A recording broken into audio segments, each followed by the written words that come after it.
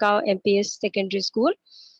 So students, as we know, we are doing revisions or doing a review on this history and political science lessons. And today I am going to revise the lesson United Nation from political science. Okay, so let us start this revision. Now, the United Nations, as we know, the United Nation is an international organization which established to assure peace and security at the international level.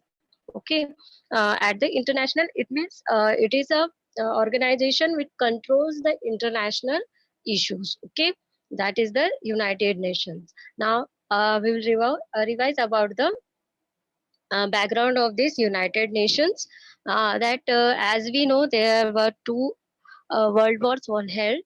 So after these two world wars, the importance of United Nations or the establishment of United Nations being very important. Why it is so? Because after the First World War, as we know, the League of Nations was established. Okay, the main principle of this nation of this organization, that is League of Nations, was to maintain peace in the world, but this not happen. And after that, uh, the use of this nuclear weapons, okay, the use of nuclear weapons in Second World War, this idea took up root that the destructive war should be stopped. Because of these war, so much destruction have happened in our world. And so the United Nations was established after the Second World War, and the work of this organization of the or the United Nations was to maintain peace in the world. Okay, now as the United Nations.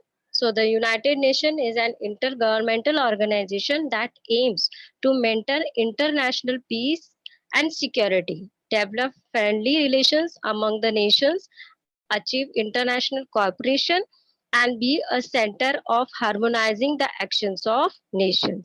It means what? That the work of United Nation is being very wise. United Nation का जो काम था वो बहुत ज्यादा बढ़ गया. किससे बढ़ गया?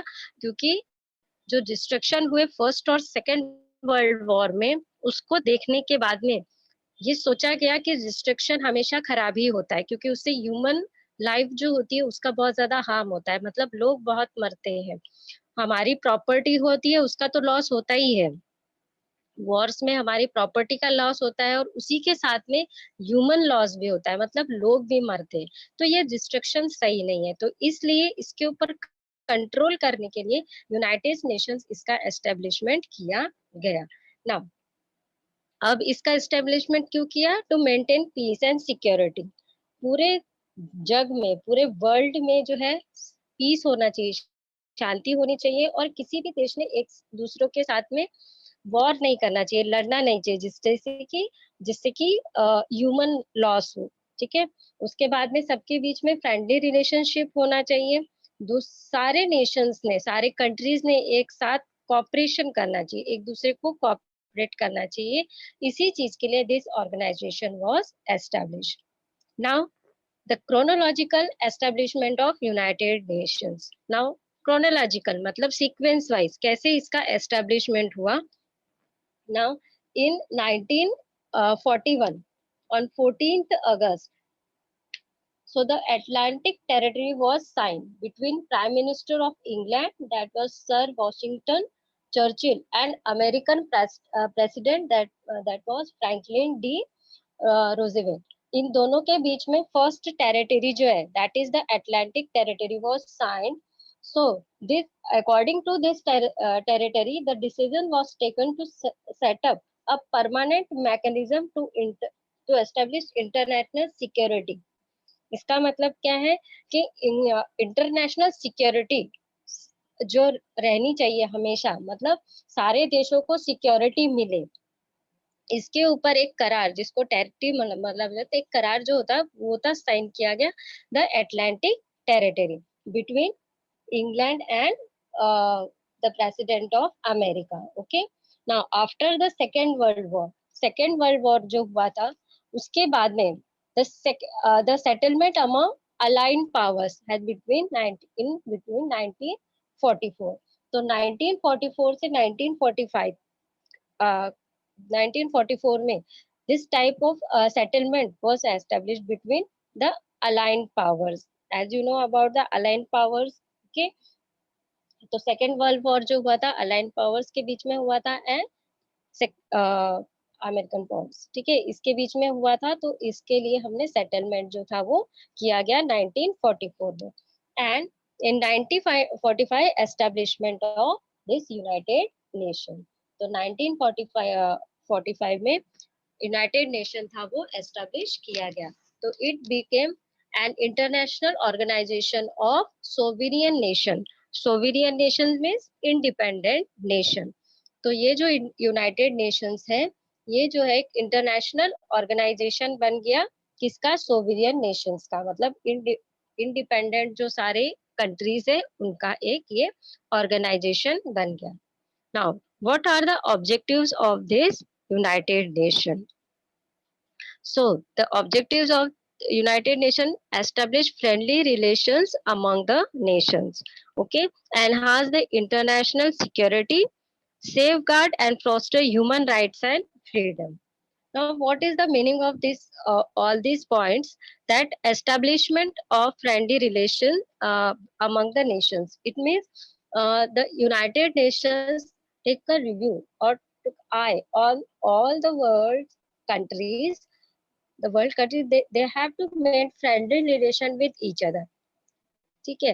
अभी फॉर एग्जांपल देखिए, हमारे और पाकिस्तान के बीच में हमारे इसमें फ्रेंडली रिलेशनशिप नहीं है, we don't have friendly relationship with Pakistan and China, okay, but what we are doing, we are trying to make friendly relationship, ठीक है, we are establishing friendly relationship, but it is not, ठीक है। इसलिए फिर भी United Nations हमें ये परवानगी नहीं देता है, हमको ये नहीं बोल रहा है कि हम लोगों ने एक दूसरे से वॉर करना चाहिए, गेटिंग इट, बट उनका एक ही बोलना रहता है कि आप दोनों के बीच में हमेशा फ्रेंडली रिलेशनशिप है। This is the objective of United Nation, okay. After that, enhance international security, हर एक देश को अपनी सिक्योरिटी होती है, उसके साथ में अगर कहीं पे कुछ प्रॉब्लम होता है तो यूनाइटेड नेशंस जो है वो भी हमें हेल्प करती है, ठीक है, टू मेक सिक्योरिटी, ओके।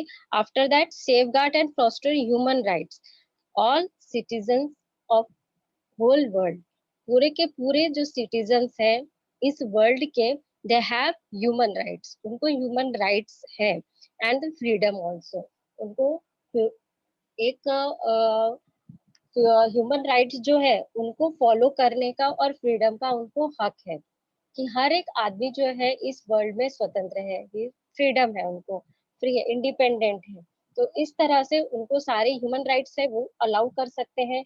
तो हर एक सिटीजन का, इस वर्ल्ड के सिटीजन को उसके ह्यूमन राइट्स मिले, वो इंडिपेंडेंट हो, इसको देखने का काम भी यूनाइटेड नेशन जो है वो करते हैं, ओके।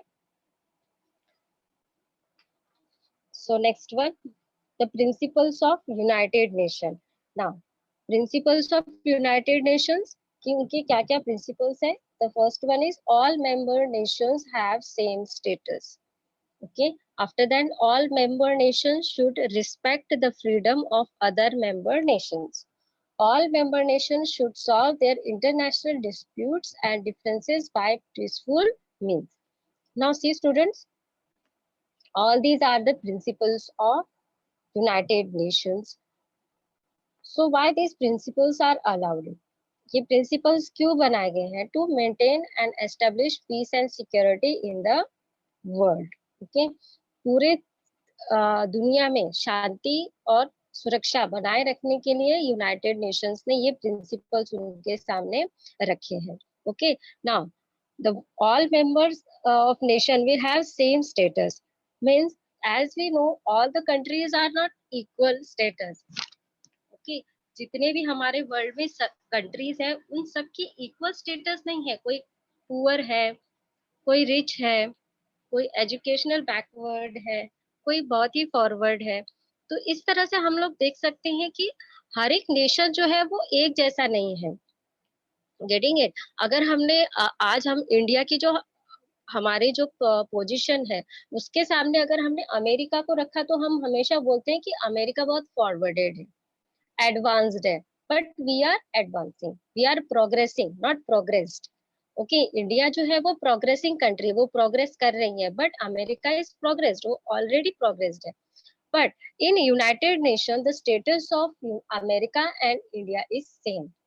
ठीक है, may be any country which is very poor and maybe any country which is very rich, but they have same status in this United Nation organization. Okay, तो ये पहला उनका प्रिंसिपल है। Now second one, all members nation should respect the freedom of other nation. Each and every nation should respect the other country's freedom. Okay, सारे जो Nations है, सारी जो कंट्रीज हैं, उन्हें एक दूसरे के कंट्री की फ्रीडम जो है उसको वो प्रॉब्लमेटिक नहीं कर सकते, उसको वो छीन नहीं सकते। ठीक है, इसलिए हर एक नेशन को दूसरे नेशन के फ्रीडम को रिस्पेक्ट करना है और हर एक मेंबर को रिस्पेक्ट करना है। This is the second principle of United nation. And third one is all members nation should solve their international disputes and differences by peaceful way। कि हर एक देश के अंदर जो disputes हैं, for example the dispute between India and China, okay, हमारे बीच में जो डिस्प्यूट है, what is our work? To settle down it with peaceful manner. ठीक है, जितना हो सके उतना कोशिश करो कि हमने हमेशा पीसफुल मैनर में ही उसको सॉल्व किया है, and India is doing this. India हमेशा ऐसे ही करती है कि पाकिस्तान हो चाहे फिर चाइना हो, उसके साथ में कोई डिस्प्यूट्स होते हैं, झगड़े होते हैं, तो उसको हमेशा शांति से ही निपटाने की कोशिश करते हैं, डायरेक्टली वॉर नहीं करते। Getting it? So this is the third principle of United Nations. Okay, after that the structure of United Nations. So students, as we know that each and every house has the pillars।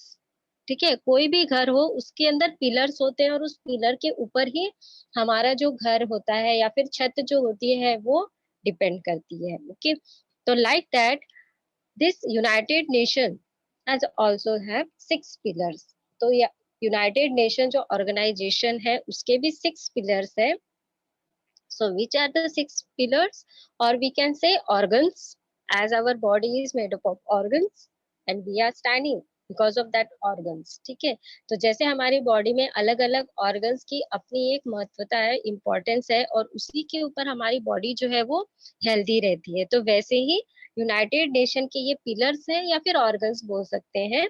Now these 6 organs are, first one is General Assembly, second one Security Council, after then Economic and Social Council, fourth one is International Court of Justice, fifth one is Trusteeship Council, and sixth one is Secretariat। So all these are the 6 organs or pillars of United Nations। Okay, with that means with these 6 main pillars, United Nations have some affiliated organizations also, which helps in functioning of this United Nation। इसका मतलब है कि इस 6 pillars को छोड़ के ऐसे और कुछ एफिलिएटेड मतलब काम करने वाले, ठीक है, या फिर अटैच्ड, इन्हीं ऑर्गेनाइजेशन के साथ अटैच्ड ऐसे कुछ ऑर्गेनाइजेशन हैं जो यूनाइटेड नेशंस को हेल्प करते हैं उनके कामों में। Now which are they? Now, first one is International Labour Organization। International Labour Organization, in the name of organization labor is there। labor का मतलब है workers। Okay, now this organization deal with the International Labour Organization कि जितने भी इस दुनिया में काम करने वाले मतलब वर्कर्स हैं, उनकी क्या प्रॉब्लम है, किस तरह से सेटलमेंट होनी चाहिए, ये सब देखने का काम ये ऑर्गेनाइजेशन करता है। Okay, after that next one is food and agriculture organization.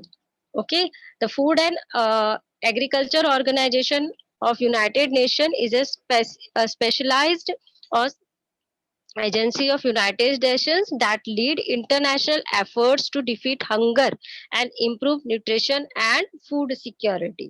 Okay, food and agriculture से ही समझ में आ गया कि ये ऑर्गेनाइजेशन जो खेती है या फिर खाना है उससे रिलेटेड है. इट मीन्स वॉज खाना मतलब क्या कि इस वर्ल्ड में कोई भी आदमी या फिर कोई भी व्यक्ति जो है, even each and every human being have the food. हर एक के पास में खाना होना चाहिए, कोई भी हंगर मतलब भूख से मरना नहीं चाहिए. ठीक है, और खाना भी कैसा हो, हेल्दी हो, न्यूट्रिशियस हो. ठीक है, तो ये सब देखने का काम जो है ये फूड एंड एग्रीकल्चर ऑर्गेनाइजेशन करते हैं. Okay, after that world health organization, that is known as WHO. Now world health, in this name we have specialized that it is related to health. Okay, so the WHO constitution which established the agencies governing structure and principle status is main objective as the attainment of all the people the highest possible level of health. ठीक है, इसका मतलब है कि each and every person और each and every human being have good health. उनकी अच्छी health रहनी चाहिए, इसलिए क्या क्या काम करने चाहिए ये सारे चीजें ये ऑर्गेनाइजेशन देखता है. ठीक है, next one is world bank. Now in this World Bank, as we know, bank which is related to finance. So World Bank is an international financial institution that provide loans and grants to the governments of low and middle income countries for the purpose of pursuing capital projects. इसका मतलब है कि अगर कोई भी देश कोई बड़ी इंडस्ट्री लगाना चाहता है या फिर कोई बड़ा काम करना चाहता है और उसको पैसे की जरूरत है, तो वर्ल्ड बैंक उसको पैसा देती है with some terms and conditions. Terms and conditions होती हैं, उसके अंडर वर्ल्ड बैंक जो है ऐसे प्रोजेक्ट्स के लिए पैसा जो है वो प्रोवाइड करती है. Okay, next one is international monetary fund. Now this International Monetary Fund, that is IMF, is an organization of 190 countries working to foster global monetary cooperation, secure financial stability, facilitate international trade, promote high employment and sustainable economic growth, and reduce poverty around the world. It means what? कि सारे world में, okay, world में जितने भी problems है, global problems आते हैं, उसको सिक्योर करना, हर जगह पे फाइनेंस बराबर पहुंचाना, ये सब, हर एक को एम्प्लॉयमेंट मिलना चाहिए. ठीक है, इकोनॉमिक ग्रोथ होनी चाहिए, किस तरह से हम गरीबी हटा सकते हैं, इसके लिए हमें क्या क्या प्रोग्राम करना है, ये सब देखने का काम जो है ये इंटरनेशनल मॉनेटरी फंड जो है वो करते हैं. ओके, उसके लिए पैसा प्रोवाइड करते हैं. After that United Nations Children Fund. Okay, that is UNICEF भी बोलते हैं इसको. So UNICEF is also known as the United Nation International Children's Emergency Fund. तो as we know, with the name children's fund means it they focus on children development. ठीक है, जितने भी children हैं इस वर्ल्ड में उनकी डेवलपमेंट हो. अब डेवलपमेंट किस तरह से, हर तरह से, may be educational development, with their personal health development, each and everything goes under this organization. तो यूनिसेफ जो है ये सारी चीजों पे ध्यान देता है कि कैसे बच्चे को वैक्सीनेशन मिलना चाहिए, उसकी इम्यूनिटी पावर कैसे ग्रोन अप होनी चाहिए, उसको एजुकेशन कैसे मिलना चाहिए, ये सारी चीजों के ऊपर यूनाइटेड नेशंस जो यूनिसेफ है वो काम करता है. Okay, and next one is United Nations Education Scientific and Cultural Organization, जिसको हम यूनेस्को के नाम से भी जानते हैं. Okay, now as in this name scientific and cultural organization, educational scientific and cultural organization, इसका मतलब है कि ये जो डिपार्टमेंट है ये किसके ऊपर काम करता है कि सबको एजुकेशन मिले, उसके साथ में उनका कल्चरल डेवलपमेंट भी हो. ठीक है, it means it focus on the education and cultural development of each and every child. हर एक जो पढ़ने वाला है उसके उसको किस तरह से पढ़ सकता है और उसके साथ में ही वो अपने कल्चर को कैसे सिक्योर कर सकता है, ये जो है यूनेस्को देखता है। ठीक है, all these are the affiliated organization which help United Nations to make their work more superior. Okay, now next one is General Assembly. Now the first pillar of the United Nations, that is General Assembly. So the United Nations General Assembly is one of the six principal organ of the United Nations, serving as the main deliberative, policy making and representative organ of United Nations. Its power, composition, function, and procedures are set out in Chapter 6 of the United Nations Charter. जो sign हुआ था charter, उसके अंदर chapter number 6 पे इसकी सारी बातें दी है. Now, General Assembly. Now, what is the meaning of General Assembly? So, each and every year the General Assembly meets in its session from September to December. September to December में इसका जो session है वो चलता है, and they discuss about various issues like environment, disarmament and the various issues of world. ठीक है, so each and every nation member can present their views in this assembly. ठीक है, for example योगा डे जो all over the world जो किया जाता है, उसका जो ये इशू था, ये सबसे पहले इंडिया की तरफ से रखा गया, and majority of people have decided to make this yoga day. तो इस तरह से कुछ चीजें होती हैं, वो इस जनरल असेंबली में डिस्कस की जाती हैं. एनवायरनमेंट के बाद में हो या फिर किसी भी इशू के बारे में हो. आर्म्स का यूज होता है, डिसआर्मामेंट मतलब यूज ऑफ आर्म्स, ये हो, ये सारी चीजें जो है सारी की सारी जनरल असेंबली में हर एक नेशन का रिप्रेजेंटेटिव जो होता है वो वहां पे जाके, वहां का जो प्लेटफॉर्म है, मीन स्टेज है, वहां पे जाके ये सारी चीजें डिस्कस करता है. Okay, now in this on this slide you can see that India's representative in General Assembly, late Sushma Swaraj is presenting in this. After that, our Prime Minister Modi is here. Here in the third picture, you can see the representative of uh, in this General Assembly from India. Okay, like this, they can represent their issues or their views in this stage. Okay, now functions of General Assembly. What are the different function of General Assembly? The first one is to elect the non-permanent members. Okay, to choose Secretary General and judgments of the International Court. And last one is to pass annual budget of United Nations. Now see, as we know, there are 10 non-permanent members of Security Council. Okay, तो इसको select करने का काम या फिर elect करने का काम जो है वो जनरल असेंबली करती है. ओके, आफ्टर दैट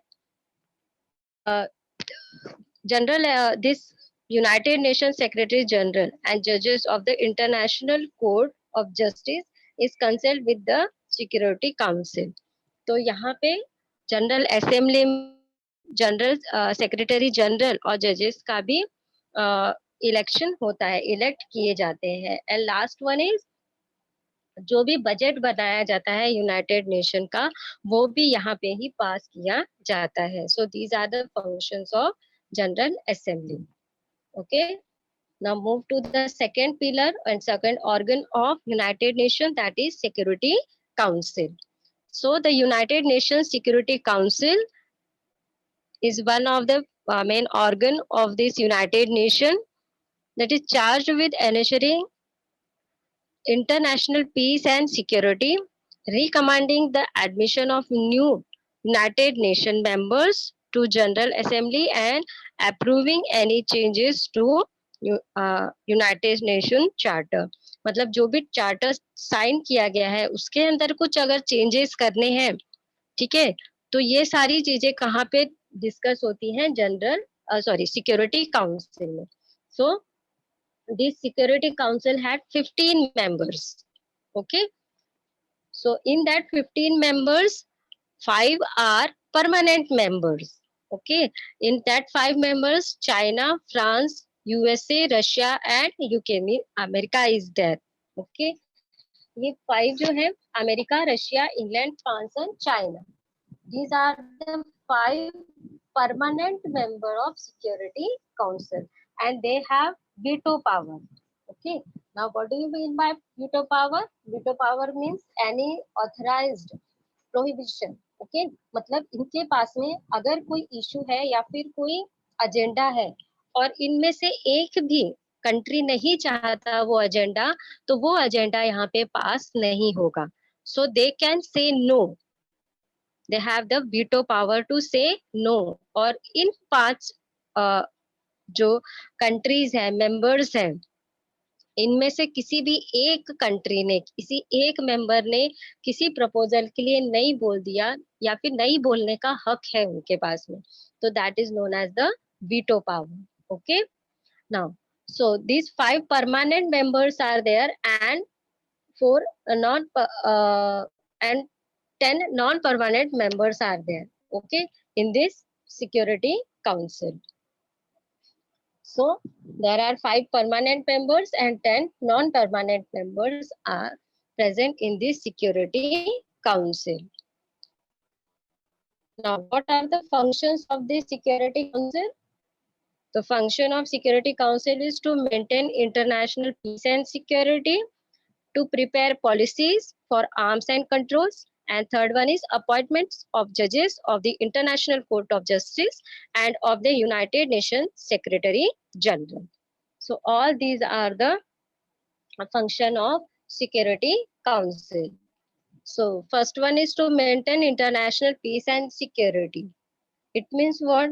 कि पूरे वर्ल्ड में कैसे लोग जो है अपने जो डिस्प्यूट्स है, कॉन्फ्लिक्ट्स है, उसको शांति से निपटा सके. ठीक है, क्या झगड़े होंगे, क्या मतभेद होंगे एक दूसरे के बीच में, वो सारे जो है डिस्प्यूट्स है वो कैसे सॉल्व करने हैं पीस है, पीस के साथ में, शांति के साथ में. they have to maintain the international security also.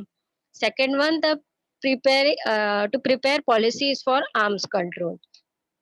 तो कैसे जो एक देश है वो दूसरे देश के ऊपर डायरेक्टली हमला ना कर सके. ठीक है, हर एक के पास में, as we have nuclear weapons, हमारे पास में भी न्यूक्लियर वेपन्स है, इंडिया के पास में भी, but we are not authorized to launch it. हमारे पास में इसका डायरेक्टली यूज करने का कोई भी अथॉरिटी नहीं है. We don't have any authority to launch these nuclear weapons directly. Okay, so these are the policy of arms control. Okay, and last one is appointments of the जजेस. जो भी ये इंटरनेशनल कोर्ट ऑफ जस्टिस है, इसके जजेस का जो चुनाव होता है वो सेक्रेटरी सिक्योरिटी काउंसिल में ही किया जाता है. Okay, and after that so India is making efforts to get permanent membership in the Security Council because we are the oldest member of this United Nation. India जो है वो post independence से, आप तो प्री इंडिपेंडेंस भी बोल सकते हैं कि प्री इंडिपेंडेंस से हम लोग इस नेशन का एक पार्ट रह चुके हैं. ठीक है, फ्रॉम प्री इंडिपेंडेंस, हमें जब इंडिपेंडेंस भी नहीं मिली थी तब से हम यूनाइटेड नेशन का एक भाग है. तो इसलिए हम लोगों ने, मतलब इंडिया चाहता है कि हमें अभी सिक्योरिटी काउंसिल में परमानेंट मेंबरशिप एक मिल सके. So we are trying to that. Okay, so next topic is Economic and Social Council. Now, as the name of this Economic and Social Council, it means the objective of this organization to coordinate the economic and social policies of United Nations. Okay, तो जितने भी world में economy और जो social issues हैं, social policies है, उसको देखने का काम ये डिपार्टमेंट करता है या फिर ये ऑर्गेनाइजेशन करता है. So this council has 54 members. Okay, this Economic and Social Council has 54 members. So they are selected by the General Assembly, and each and every member of this organization have the tenure of 3 years. ठीक है, उसमें after that 1/3 of the members of newly chosen decision are taken by the majority of vote. It means ये 54 में से 1/3 जो members हैं वो नए होते हैं, और उनको चूज करने का काम जो है वो दिस जनरल असेंबली ही करती है। And this members are chosen by the majority vote, voting होती है, और जिसमें सबसे ज्यादा वोट मिले जिन नेशंस को, वही इन नेशंस के मेंबर्स बनते हैं। Okay, after that, what are the function of economic and social council? First one, discuss on issues like poverty, unemployment, employment equality and suggest policies. तो सबसे पहला काम होता है कि किस तरह से पॉवर्टी को, because they are dealing with economy. Okay, economy किस तरह से कहाँ तक किस देश को देनी है, कितना पैसा देना है, ये सारा काम जो है ये ऑर्गेनाइजेशन करता है। इसलिए इसके इसका फंक्शन होता है to discuss the issues like poverty, गरीबी कहाँ पे है, अनएम्प्लॉयमेंट कहाँ पे, अनइक्वेलिटी कहाँ पे है, और उसके लिए क्या क्या पॉलिसीज अप्लाई होनी चाहिए, ये सारा काम जो है ये ऑर्गेनाइजेशन करता है। Okay, after that, discuss issues like women empowerment, human rights, fundamental freedoms, global trades, health related issues. So all these issues are discussed in this organization or this department. Okay, after it, try to establish culture and educational cooperation at the international level and coordinate with different organization. So their work is to establish cultural and educational cooperation at international level. मतलब international level पे सब लोगों ने education और culture एक दूसरे के साथ में बांटना है। ओके, किस तरह से हम अपना कल्चर बाहर शो कर सकते हैं, कहाँ किस तरह से बाहर के देश अपना कल्चर हमारे यहाँ पे शो कर सकते हैं, और हमें उसे रिस्पेक्ट भी करना है। तो ये सारी चीजें जो है ये इस ऑर्गेनाइजेशन का काम होता है देखने का। Okay, next one is secretariat. So secretariat of the United Nations. So the secretariat has the responsibility of carrying out the administrative task of United Nations. So secretariat का काम ही होता है कि यूनाइटेड नेशन के जितने भी एडमिनिस्ट्रेटिव काम जो होते हैं वो सब देखने का काम सेक्रेटेरिएट करता है। सेक्रेटेरिएट मतलब सिंगल पर्सन नहीं है, तो होल बिल्डिंग इज देयर, एक बड़ा ऑर्गेनाइजेशन है, क्योंकि यूनाइटेड नेशन ये खुद ही एक इंटरनेशनल बिगेस्ट ऑर्गेनाइजेशन है, तो उसके काम भी उतने सारे होंगे, तो सेक्रेटेरिएट जो है वो सारा काम जो है वो संभालता है। So the chief of this secretariat is secretary general. तो सेक्रेटरी जनरल जो है वो इसका चीफ होता है। So Antonio Guterres is the ninth Secretary General of United Nations, took office in 1st January 2017. ठीक है, तो और the tenure of this Secretary General was of 5 years. ठीक है, 5 साल के लिए ये सेक्रेटरी जनरल जो है वो बने रहते हैं। Okay, now the function of the secretariat to manage international conference. जितने भी इंटरनेशनल कॉन्फ्रेंस होते हैं, like to discuss the problems like climate change, human rights, disarmament, ये जो सारी जो इंटरनेशनल प्रॉब्लम्स है उसके, और फिर जो डिस्कशंस होती है, कॉन्फ्रेंस होते हैं, उसको सेटल डाउन करने का काम, मैनेज करने का काम ये सेक्रेटेरिएट करता है। After that, organize the meetings of General Assembly and Security council.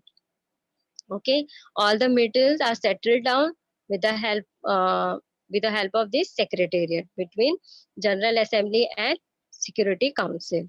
So to compile information and supply information to media. जो भी इंफॉर्मेशन है उसको जमा करके रखना, और कौन सा इंफॉर्मेशन मीडिया तक पहुंचाना है, ये सारा काम जो है देखने का काम ये सेक्रेटेरिएट ही करते हैं।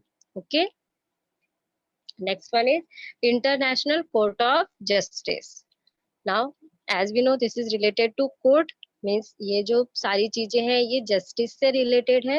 The International Court of Justice is the next pillar or organ of this United Nation. The International Court of Justice is located at the हगी इन द नीदरलैंड्स। तो सबसे जो इंटरनेशनल कोर्ट ऑफ जस्टिस है वो हगी में है, इन Netherlands में। देयर आर 15 जजेस in the international court of जजेस of justice. They are chosen by General Assembly and Security Council. So the every judge has the tenure of 9 years. तो ये जो कोर्ट ऑफ जस्टिस है, ये जो court है, ये नीदरलैंड में है। And each and there are 15 judges in this international court, and these judges are selected by or chosen by General Assembly and Security Council. Okay, now the functions of this international court is settle the disputes between nations, interpret international law, and give advice about the legal issues. Okay, all these are the function of international court. ठीक है, किसी भी दो देश में या फिर Nations में कोई प्रॉब्लम चल रहा है तो उसके जो डिस्प्यूट चल रहे हैं उसको सेटल डाउन करने का काम जो है ये कोर्ट करते हैं। टू इंटरप्रेट इंटरनेशनल लॉ एथेंटिकली, मतलब पूरे एक ही लॉ जो है वो हर जगह सेटल डाउन होना चाहिए, इसका काम भी यही देखते हैं। And they to advise the various organs और subsidiary bodies of United Nations about legal issues. जो भी लीगल इश्यूज होते हैं, मतलब कानूनी इश्यूज होते हैं, उसको सेटल डाउन करने के लिए और उसको एडवाइस, जो भी इनके अलग अलग जो ऑर्गन्स हैं या फिर जो पार्ट्स हैं यूनाइटेड नेशन को, अगर उनको लीगली किसी किन्हीं बातों की जरूरत होती है तो उसको एडवाइस करने का काम भी यही करते हैं। Okay, that is international court. तो इंटरनेशनल कोर्ट में कोई भी अगर प्रॉब्लम आए तो वो उसको सेटल डाउन कर सकते हैं, but they can't give any punishment to any nation और एनी पर्सन। ठीक है, ये जो इंटरनेशनल कोर्ट ऑफ जस्टिस है या फिर इंटरनेशनल कोर्ट जो है, वो अगर कोई इशू आता है या फिर कोई प्रॉब्लम आता है तो वो उसको सेटल डाउन कर सकते हैं, एडवाइस कर सकते हैं, but they can't give any punishment. वो किसी भी तरह से उन लोगों को पनिशमेंट नहीं दे सकते। Okay, this is the work of international court of justice. But international criminal court can punish the people. ठीक है, ये जो इंटरनेशनल क्रिमिनल कोर्ट है ये इंटर गवर्नमेंटल ऑर्गेनाइजेशन है, and this court can punish any person. जो भी criminal है या फिर जो भी कल्प्रिट है उसको पनिश करने का काम इंटरनेशनल क्रिमिनल कोर्ट कर सकता है, but international court of justice जो है वो उसको पनिशमेंट नहीं दे सकता। They can only settle down the problems. जो भी प्रॉब्लम्स होती है उनको वो सेटल डाउन कर सकते हैं, but they can't punish the people. Okay, the next one is the trusteeship council. So after the Second World War, the trusteeship were undeveloped, were placed under the responsibility of the developed nation. The latter was supposed to help bring about the development of the trust territories, and once they attained independence from their colonies, help establish democracy. The work of trusteeship council is over and there are no trust territories left. It means what?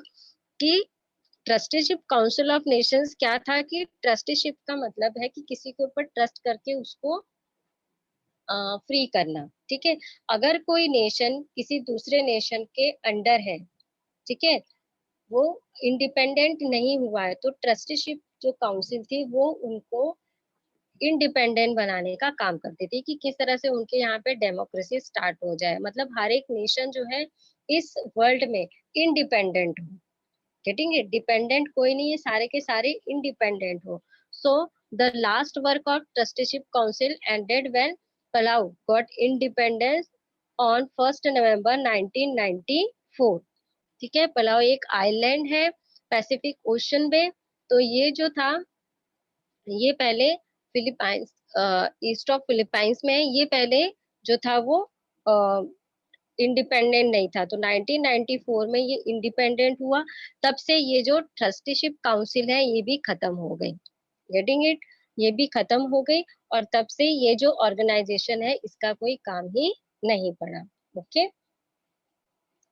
So next one is Millennium Development Goal. So, United Nations member nations come together in 2000 and decided upon the development goals for the new millennium. Okay, अब new millennium मतलब अभी जो इरा चल रहा है, अभी जो time चल रहा है, इरा चल रहा है, 2000 में ये सारे मेंबर्स एक साथ आए और उन्होंने नए गोल डिसाइडेड किए कि हमें क्या क्या करना है इस और अच्छा अपने वर्ल्ड के लिए। तो सबसे पहला पॉइंट था उनका to eliminate poverty and hunger. किस तरह से हमारे वर्ल्ड में से पॉवर्टी मतलब गरीबी और भूखमरी ये खत्म हो जानी चाहिए। Second one, to make the facilities of primary education available.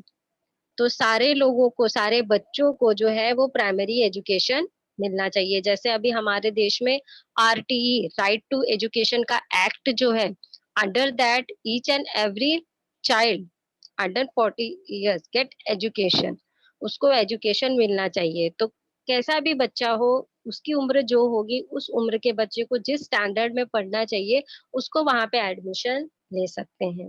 तो ये जो है फैसिलिटीज होनी चाहिए। उसके बाद to bring about women's empowerment, reduce infant mortality rate. After that किस तरह से विमेन का एम्पावरमेंट होना चाहिए, किस तरह से जो लेडीज है, विमेन है, वो आगे आनी चाहिए। और जो इन्फेंट, जो फीमेल चाइल्ड, जो बर्थ पहले क्या हुआ था, होता था जो फीमेल चाइल्ड अगर बर्थ लेता था तो उसको मार दिया जाता, तो किस तरह से उसका मॉर्टेलिटी रेट जो है वो रिड्यूस किया जाए। Okay, after that to take special care of health of pregnant ladies. तो किस तरह से जो प्रेग्नेंट लेडीज है उनको गुड हेल्थ जो है वो दिया जाए, उसको स्पेशल केयर दिया जाए। तो अभी आप जानते हैं कि अगर कोई लेडी प्रेग्नेंट होती है तो उसको वैकेशन, पेड वैकेशन दिए जाते हैं कि अगर वो कहीं पे वर्क करती है, जॉब करती है, तो उसके और उसके ऑफिस की तरफ से उसको पेड लीव दी जाती है। Okay, after that to find against like AIDS, malaria, now corona is there. So इस टाइप के डिसीजेस से फाइट करने के लिए क्या हमें करना चाहिए, ये सारी चीजें वो करते हैं। After that to protect environmental and increase cooperation between develop and developing country. तो किस तरह से हमें अपने एनवायरमेंट को बचाना है, उसके बाद में जो डेवलप है और इन डेवलप कंट्रीज है उसके बीच में कैसे कोऑपरेशन होना चाहिए, ये सब देखने का काम ये इन गोल्स में लिखा हुआ है। ओके, वो लोग उन्होंने डिसाइड किया है। So India has made considerable progress in the direction of achieving the millennium development goals with the help of UNICEF and UNESCO. तो किस ये जो गोल्स टारगेटेड किए हैं इसके अंदर इंडिया ने बहुत डेवलपमेंट की है with the help of UNICEF और यूनेस्को। तो इनकी हेल्प से हमारे देश में बच्चों के लिए बहुत ही अभी सारी चीजें स्टार्ट हुई है, जैसे उनको वैक्सीनेशन देना, माल न्यूट्रिशन जो है वो प्रोवाइड करना। जैसे अभी हमारे यहाँ पे दोपहर का खाना मिलता है बच्चों को, मिड डे मील जो है वो मिलता है, रेशन मिलता है, ये सब यूनिसेफ की तरफ है। और हर बच्चे को पढ़ाई लिखाई पढ़ना चाहिए, इसके लिए उनको एक्ट बनाए गए। ठीक है, गरीब बच्चों को बुक्स मिलने चाहिए, ये सारी चीजें जो है ये इनके अंडर में ही हुआ है। Okay, so next point is United Nations and preservation of peace. So, United Nations does this by working to prevent conflict, helping parties in conflict make peace, peace keeping, and creating the conditions to allow peace to hold and flourish. So, United Nations Security Council has the primary responsibility for international peace and security. Now, see students, this United Nations and uh, preservation of peace. तो United Nation का पहला जो काम था वो था ही कि मैं establish peace and security in all over the world. सबसे पहले because it is establish because of war, because of the destruction of war. जो डिस्ट्रक्शन देखा गया कि वॉर होने से क्या खराबी होती है, क्या हानि होती है, क्या नुकसान होता है सारे देश में, सारे वर्ल्ड में, उसी को सामने रख के इस यूनाइटेड नेशन का एस्टेब्लिशमेंट हुआ है कि ये सब चीजें नहीं होनी चाहिए।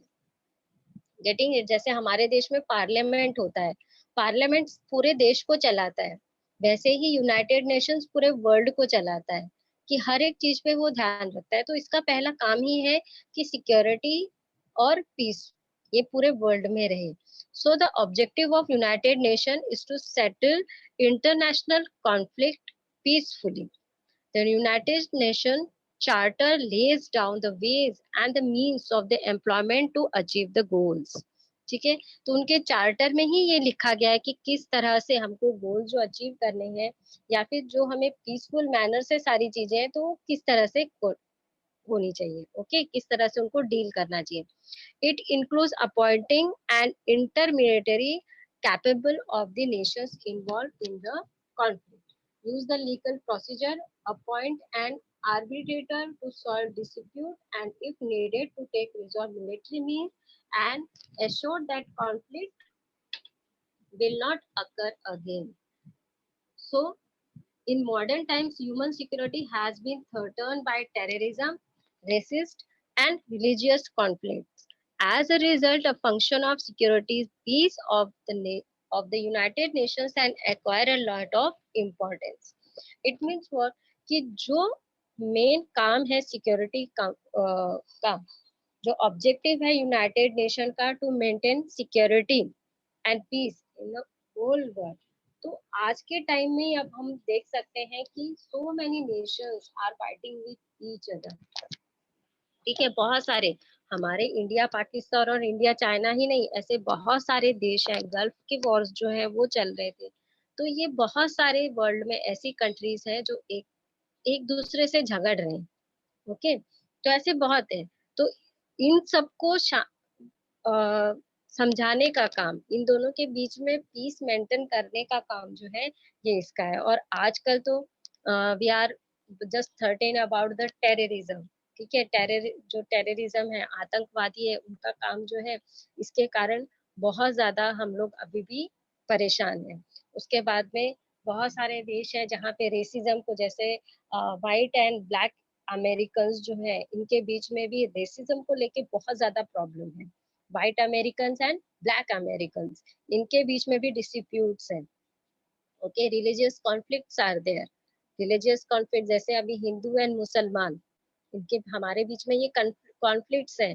पाकिस्तान में जैसे बोलते हैं कि हिंदुओं को कोई जगह नहीं दी जाती, what is this is also religious problem.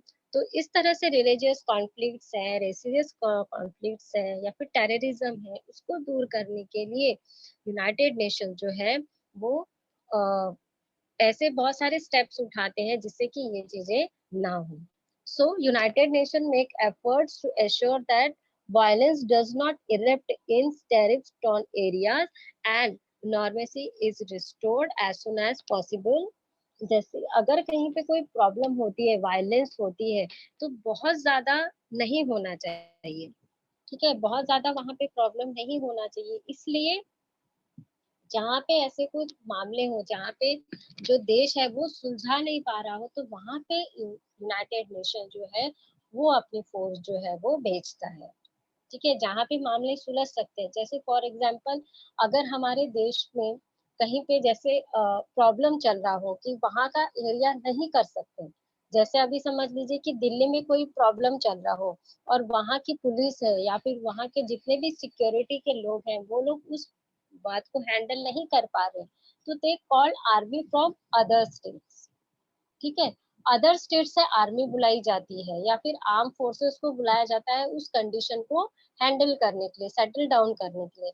वैसे ही अगर किसी कंट्री के बीच में प्रॉब्लम्स चल रही है और वो सेटल डाउन नहीं हो रही है, तो वहां पे यूनाइटेड की पीस कीपिंग फोर्स जो होती है या फिर यूनाइटेड नेशन जो होती है वो अपनी आर्मी भेज के वो सारा मामला जो है वो सेटल डाउन करने का कोशिश करते हैं। ओके, तो इसके साथ में ही they have the human rights also, make social economic political facilities and available conduct elections. ये सारा काम जो सेटल डाउन करने का है वो यूनाइटेड नेशंस जो है वो करते हैं। So United Nations have peace keeping force also. So the peacekeeping force activity of the United Nations involve creating appropriate circumstances favorable for bringing about permanent peace in the stripped-torn areas. It means कहीं पे अगर बहुत ज्यादा मामला बिगड़ चुका है तो वहां पे पीस कीपिंग फोर्स जो है उसको भेज के मामला जो है वो शांति से निपटाने की कोशिश की जाती है. So the peace keeping force help these areas to progress towards peace. In conflict-ridden areas, security is provided and at the same time help is extended establishing peace.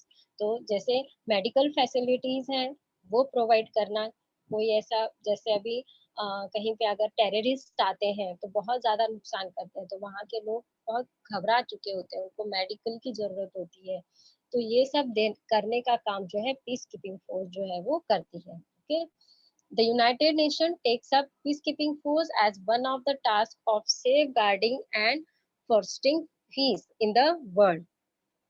So इसका काम ही होता है कि all over the world जो है वो piece रहे. So activities of peacekeeping forces prevention of conflict and mediation.